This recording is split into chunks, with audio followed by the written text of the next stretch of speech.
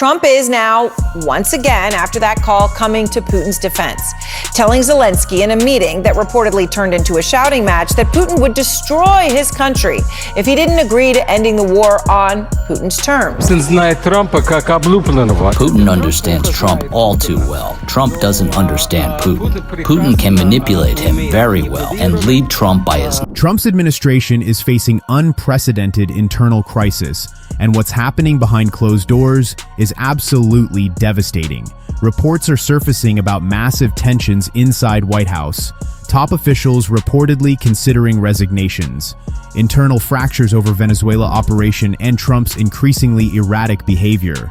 And Trump is panicking, screaming at advisors, lashing out at anyone questioning his decisions, because he knows his grip on power is slipping, knows that if senior officials start walking out, his presidency could collapse. And signs are pointing toward exactly that happening. Multiple sources describing administration under extreme strain, officials privately expressing concerns about Trump's decision-making, some reportedly exploring exit strategies, all building toward potential mass departures that could destroy what's left of Trump's credibility and authority. But real quick, if you want to stay ahead of the headlines, please subscribe, because you might think you are, but aren't. Your subscription actually matters here.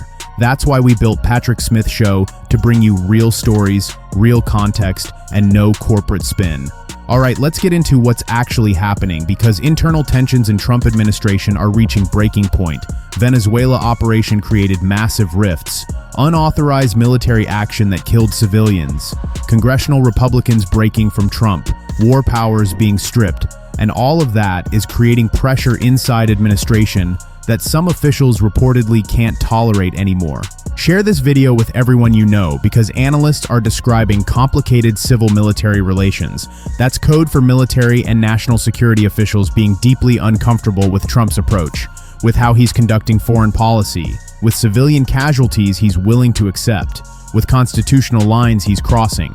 When experts talk about complicated relations between president and military establishment, they're warning about fundamental breakdown in trust. And there are reports of potential future departures. Commentators predicting that scandals and loyalty tests Trump is imposing will produce significant turnover among senior officials. That as pressures intensify, people will choose to leave rather than continue defending indefensible policies. These aren't baseless speculations. These are informed predictions from people watching administration closely. Think about what that means. Some officials have already left through what's being described as normal processes. But timing matters. When departures happen during crisis, when they come as controversies are mounting, pattern starts emerging. Even if each individual departure seems routine, cumulative effect shows administration under strain, shows people choosing to get out before things get worse. Make sure you're subscribed to Patrick Smith Show, because, and there's historical precedent for what mass resignations look like. January 6, 2021 triggered genuine wave of departures from Trump's first administration. Cabinet members resigned. Betsy DeVos quit as education secretary, explicitly citing Capitol attack. Elaine Chao resigned as transportation secretary for same reason. National Security Council staffers walked out in significant numbers. Those weren't routine end-of-term departures. Those were protests. Officials saying publicly that Trump had crossed lines they couldn't defend, that remaining in administration would associate them with conduct they found unacceptable. That was real collapse. Real moment when Trump's reign wobbled because insiders abandoned him. And that's exactly what could happen again if current tensions continue escalating. Difference is January 6th was singular explosive event. Capitol under attack. Democracy visibly threatened. Officials faced clear choice between staying with Trump or distancing themselves from insurrection. Current situation is different. It's accumulation of abuses. Venezuela civilian deaths, Epstein cover-up, DOJ weaponization, economic failures, each scandal adding pressure, each abuse creating new reason for officials to consider leaving. And Trump knows this. That's why he's screaming at advisors, why he's lashing out, why his behavior is becoming more erratic. Because he understands that losing senior officials would be catastrophic, would signal to the world that his own team doesn't believe in him, that people with direct knowledge of his conduct can't defend it, that his presidency is failing from inside. Share this with everyone because reports describe Trump in recent meeting with Zelensky about Ukraine turning into shouting match. Trump reportedly swearing, throwing aside maps of battlefield, telling Zelensky that Putin would destroy Ukraine if he didn't accept Putin's terms. That's unhinged behavior. That's president prioritizing relationship with Russian dictator over supporting democracy. And officials witnessing that have to be questioning whether they can continue serving. Russian state media is celebrating Trump's Putin alignment. Commentators saying Putin can manipulate Trump, lead him by nose. Trump doesn't understand Putin, but Putin understands Trump perfectly. That's humiliating for American president. And officials who care about American interests, about national security, about not being Putin's puppet, they're watching this and reportedly considering their options. Venezuelan operation specifically has created deep concerns within national security apparatus. Trump authorized military action without congressional approval, signed rules of engagement that resulted in 132 civilian deaths, including children. Did all of it while watching from Mar-a-Lago like it was entertainment. Military and intelligence professionals who understand international law, who care about America's reputation, who know consequences of war crimes, they're reportedly deeply troubled.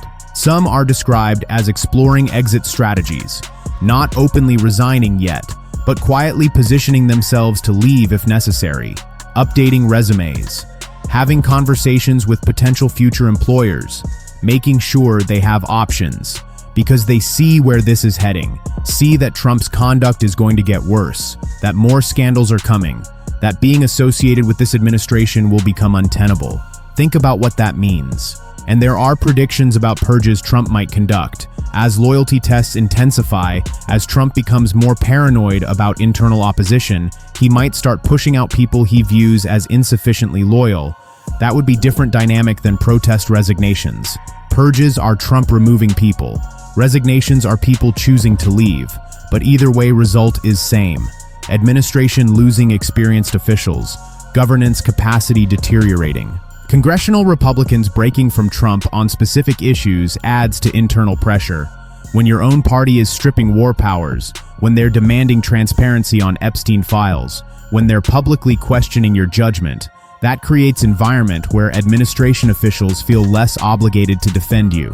If Republicans in Congress won't back Trump unconditionally, why should appointees sacrifice their reputations for him? Economic failures are another source of strain. Manufacturing jobs disappearing, tariffs creating problems, Powell refusing to cut interest rates, economy Trump promised isn't materializing, and officials responsible for economic policy have to defend failures, have to explain why promises aren't being kept. Some reportedly questioning whether they want to continue being associated with failed economic approach. Trump's response to all this pressure is making things worse. Instead of adjusting approach, instead of listening to concerns, he's doubling down, becoming more aggressive, more defensive, more willing to attack anyone who questions him. That creates toxic work environment, makes officials feel undervalued and disrespected, increases likelihood they'll decide it's not worth staying. His attacks on Jerome Powell are perfect example. Powell is Federal Reserve Chair doing his job independently, setting monetary policy based on economic data, not political pressure. And Trump is threatening him with criminal investigation, using DOJ to intimidate. That shows officials that Trump will weaponize government against anyone who won't obey him, even fellow Republicans, even people he appointed. That's terrifying for anyone working in administration. Share this video because, and there are reports Trump considered firing Powell despite lacking legal authority, that he's discussed it with advisors, that he wants Powell gone. Officials hearing that, seeing Trump willing to break law to remove Fed chair, they have to wonder if they're next. If Trump will turn on them too if they ever disagree with him. Pattern of Trump attacking institutions is creating crisis of confidence. Fed independence threatened, DOJ being weaponized, congressional oversight obstructed, courts defied, every institution that's supposed to check presidential power being attacked. And officials who believe in those institutions, who think rule of law matters, who care about constitutional government, they're watching this systematic assault and questioning whether they can be part of it. Now let me talk about what actual mass resignations would look like. Because there's difference between current tensions and full collapse. Right now, we have strain, predictions of future departures, some individual officials leaving, but not yet coordinated wave of senior officials walking out with public explanations of why. If that happens, if cabinet members start resigning citing Trump's conduct, if national security officials depart explaining they can't support his policies, if top Pentagon brass walk away rather than implement illegal orders, that would be genuine crisis. That would be moment when Trump's presidency truly wobbles, when even his own team abandons him. January 6th showed what that looks like. Multiple cabinet-level departures in days. NSC staffers leaving in numbers. Officials making public statements about why. Media covering it as major story. Political opponents using it as evidence Trump lost control. That's collapse. That's administration coming apart from inside. Think about what that means. We're not there yet based on what's documented, but we're closer than we've been since January 6th. Tensions are higher, scandals are worse, congressional opposition is stronger, and officials are reportedly more willing to consider leaving. All ingredients are present, just waiting for catalyst. That catalyst could be another major scandal, could be criminal charges against Trump, could be impeachment gaining momentum, could be economic crisis, could be international incident that forces officials to choose between implementing illegal order or resigning. Something that creates moment of decision where staying becomes impossible. And Trump knows he's vulnerable. That's why he's trying to impose loyalty tests, why he's threatening people, why he's creating environment of fear. He wants officials too scared to leave, too worried about retaliation to resign. But fear-based loyalty is fragile. Eventually, people decide protecting themselves matters more than protecting Trump. Bottom line is this. Trump's administration is under extreme internal strain. Venezuela operation created rifts with military and national security officials. Unauthorized action, civilian casualties, constitutional violations all troubling insiders. Analysts describing complicated civil-military relations, warning about deepening divides, predicting possible future turnover among senior officials. Reports suggest some officials exploring exit strategies, not openly resigning yet, but positioning themselves to leave if necessary.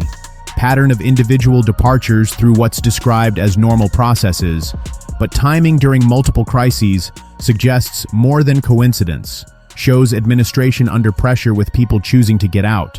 Trump's behavior reportedly becoming more erratic, screaming at advisors, throwing maps and meeting with Zelensky, defending Putin, threatening Powell, attacking institutions, all creating toxic environment that makes officials question whether they can continue serving. His response to pressure making things worse, not better. Historical precedent exists for what mass resignations look like. January 6 triggered genuine wave of departures. Cabinet members quit citing Capitol attack.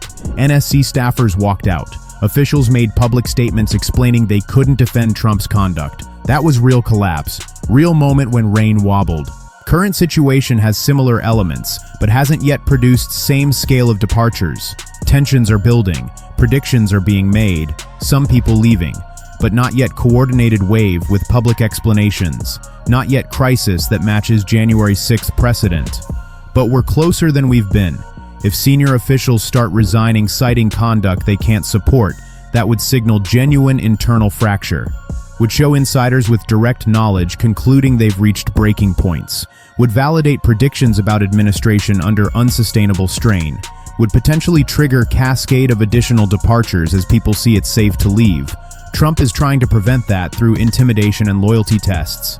But that strategy is fragile. Eventually, pressure becomes too much.